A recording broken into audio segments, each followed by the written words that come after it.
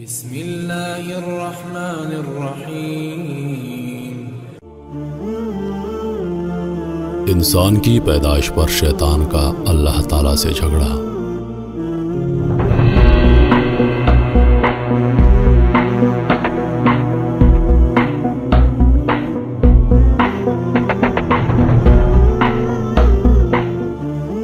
جب کچھ بھی نہیں تھا، صرف اللہ کی ذات تھی۔ اللہ نے سب سے پہلے پانی کو بنایا، پھر پانی کے اوپر اپنا عرش بنایا، پھر اللہ نے قلم بنایا اور قلم کو حکم دیا کہ لکھو جو کچھ بھی قیامت تک ہونا ہے سب کچھ لکھ دو، اور قلم نے اللہ کے حکم سے سب کچھ لکھ دیا جو کچھ قیامت تک ہونا ہے۔ پھر 50,000 سال کے بعد اللہ تعالیٰ نے آسمان اور زمین کو بنایا، پھر اللہ تعالیٰ نے فرشتوں اور جنوں کو بنایا۔ انسان کو دنیا میں بھیجنے سے 2000 سال پہلے اللہ پاک نے جنات کو دنیا میں بھیج دیا تھا، لیکن جنات نے دنیا میں آ کر خوب دنگا فساد کیا اور خون خرابہ کیا۔ اللہ نے جب انسان کو پیدا کرنا چاہا تو اللہ نے فرشتوں کو بتایا کہ میں ایک ایسی مخلوق پیدا کرنے والا ہوں جو زمین میں میرا خلیفہ ہوگی۔ فرشتے کیونکہ جنات کے حالات سے واقف تھے تو فرشتوں نے اللہ تبارک و تعالیٰ سے التجا کی، اے اللہ، یہ انسان بھی دنیا میں جا کر فساد کرے گا اور خون خرابہ کرے گا۔ اللہ نے جواب دیا، جو میں جانتا ہوں وہ تم نہیں جانتے۔ اور یاد کرو جب تمہارے رب نے فرشتوں سے فرمایا میں زمین میں اپنا نائب بنانے والا ہوں، تو وہ بولے ایسے کو نائب کرے گا جو اس میں فساد پھیلائے گا اور خون ریزیاں کرے گا۔ ہم تجھے سراہتے ہوئے تیری تسبیح کرتے ہیں اور تیری پاکی بولتے ہیں۔ فرمایا جو مجھے معلوم ہے وہ تم نہیں جانتے۔ اللہ تعالیٰ نے اسرافیل علیہ السلام، میکائیل علیہ السلام اور جبرائیل علیہ السلام کو باری باری زمین پر بھیجا کہ جا کر زمین کے چاروں کونوں سے مٹی لے کر آؤ، میں نے انسان کو پیدا کرنا ہے۔ جب یہ فرشتے باری باری زمین پر آئے زمین سے مٹی لینے کے لیے، تو زمین نے ان فرشتوں کو اللہ کا واسطہ دیا کہ مجھ سے مٹی نہ لے جاؤ، جس سے ایسے انسان کو پیدا کیا جائے گا جو جہنم میں جلے گا۔ پھر اللہ تعالیٰ نے آخر میں اسرائیل علیہ السلام کو بھیجا کہ پیارے اسرائیل، تم جا کر مٹی لے کر آؤ۔ جب حضرت اسرائیل علیہ السلام مٹی لینے آئے تو زمین نے ان کو بھی رو کر فریاد کی اور اللہ کا واسطہ دیا کہ مجھ سے مٹی نہ لے کر جاؤ، لیکن انہوں نے ایک نہ سنی اور زمین کے چاروں کونوں سے مٹی لے کر اللہ کے پاس حاضر ہو گئے۔ اللہ نے پوچھا، پیارے اسرائیل، جب مٹی نے تم سے رو کر فریاد کی یہاں تک کہ میرا واسطہ دیا تو تمہیں مٹی پر رحم نہیں آیا؟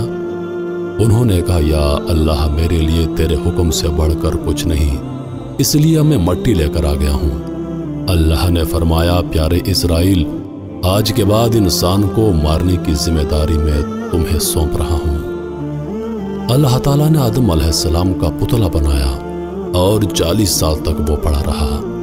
اللہ نے آدم علیہ السلام کے پتلے پر 39 سال تک غم کی بارش اور 1 سال تک خوشی اور راحت کی بارش برسائی، اور اس میں انسان کو 2 سبق دیے کہ دنیا میں غم بہت زیادہ اور خوشیاں بہت کم ہیں، اور دوسرا یہ کہ غم کی رات جتنی بھی طویل کیوں نہ ہو خوشی ضرور آئے گی۔ 40 سال کے بعد جب آدم علیہ السلام کے پتلے کی مٹی بجنے والی مٹی بن گئی، ایسی مٹی جسے ٹھوکر لگنے سے آواز آتی ہو، تو اس سے اللہ نے آدم علیہ السلام کو پیدا فرمایا۔ اسی نے انسان کو ٹھیکرے کی طرح کھنکھناتی مٹی سے بنایا۔ جب آدم علیہ السلام کا پتلا پڑا تھا تو ابلیس آدم علیہ السلام کے پتلے کے پاس آ کر چکر لگاتا رہتا اور حسد سے دیکھ کر کہتا تھا کہ اسے ضرور اللہ نے کسی خاص مقصد کے لیے بنایا ہے۔ اس نے ایک دن حسد میں آ کر آدم علیہ السلام کے پتلے پر تھوک دیا۔ اللہ نے جبرائیل علیہ السلام سے کہا، پیارے جبرائیل، آدم کے پتلے سے جا کر اس تھوک کی جگہ کو اکھاڑ لو۔ جبرائیل علیہ السلام نے اپنی انگلی سے تھوک والی جگہ کی مٹی کو اتارا اور وہاں پر آج ناف ہے ہماری۔ پھر اللہ تعالیٰ نے اس ابلیس کی تھوک والی مٹی سے کتے کو پیدا کیا، اس لیے کتے کے اندر وفاداری انسان کی جبلت کا اثر ہے اور کاٹتا ہے کہ یہ شیطان کی تھوک کا اثر ہے۔ فرشتوں نے آپس میں گفتگو کرنا شروع کر دی کہ اللہ جو بھی مخلوق بنا رہا ہے وہ علم اور رتبے میں ہم سے زیادہ نہیں ہو سکتی۔ اللہ کیونکہ شیطان کے کام بھی دیکھ رہا تھا اور فرشتوں کی باتیں سن رہا تھا، تو اللہ نے کہا جب میں اس کے اندر روح ڈالوں تو تم تمام اسے سجدہ کرنا۔ اللہ پاک نے آدم علیہ السلام کے اندر روح ڈالنے سے پہلے ان کو دنیا کا تمام علم عطا کر دیا، وہ علم بھی عطا کر دیا جو فرشتوں کے پاس نہیں تھا۔ جب آدم علیہ السلام کے اندر روح ڈل چکی، اللہ نے آدم علیہ السلام سے ان چیزوں کے نام پوچھے جو فرشتوں کو بھی معلوم نہیں تھے، اور فرشتوں کو فرمایا دیکھو میں کہتا تھا نا جو میں جانتا ہوں وہ تم نہیں جانتے۔ اور اللہ تعالیٰ نے آدم کو تمام اشیاء کے نام سکھائے، پھر سب کو ملائکہ پر پیش کر کے فرمایا سچے ہو تو تم ان کے نام بتاؤ۔ فرمایا اے آدم بتا دے انہیں سب اشیاء کے نام۔ جب آدم نے انہیں سب اشیاء کے نام بتا دیے تو فرمایا میں نہ کہتا تھا کہ میں جانتا ہوں آسمانوں اور زمین کی سب چھپی چیزیں ہیں، کیونکہ اللہ شیطان اور فرشتوں کی گفتگو سن چکا تھا۔ شیطان کو حسد اور فرشتوں کو اپنی عبادت پر غرور، تو اللہ نے دونوں سے کہا کہ آدم علیہ السلام کو سجدہ کرو، اور یہ سجدہ اس لیے تھا کہ اللہ تعالیٰ دونوں کو باور کروانا چاہتا تھا کہ جو بھی مخلوق ہے اس کا سٹیٹس فرشتوں اور جنات سے کہیں زیادہ ہے۔ سب نے سجدہ کیا مگر شیطان نے انکار کر دیا اور کہنے لگا میں تو اس سے کہیں زیادہ افضل ہوں، میں کیوں اسے سجدہ کروں؟ اور جب ہم نے فرشتوں کو حکم دیا کہ آدم کے آگے سجدہ کرو تو وہ سجدے میں گر پڑے، مگر شیطان نے انکار کر دیا اور غرور میں آ کر کافر بن گیا۔ اللہ تعالیٰ نے شیطان کو جنت سے نکالا اور کہا کہ دفع ہو جا، فرمایا تو بہشت سے نکل، تجھے شایع نہیں کہ یہاں غرور کرے، پس نکل جا یہاں سے، تو ذلیل ہے۔ جب اللہ نے یہ کہا نکل جا جنت سے تو ڈر گیا کہ کہیں اللہ نافرمانی کی سزا میں مجھے فنا نہ کر دے، تو منت کرنے لگا یا اللہ مجھے قیامت تک کے لیے زندگی دے دے۔ زندگی کی بھیک مانگنے لگا تو اللہ نے کہا جا تجھے دے دی مہلت۔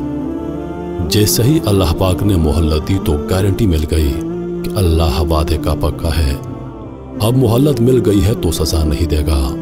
تو اللہ پر بہتان لگانا شروع کیا کہ تو نے مجھے گمراہ کیا ہے، اب میں بھی تیرے بندوں کو قیامت تک گمراہ کرتا رہوں گا۔ بولا قسم ہے تو نے مجھے گمراہ کیا، میں ضرور تیرے سیدھے راستے پر ان بندوں کی طاق میں بیٹھوں گا۔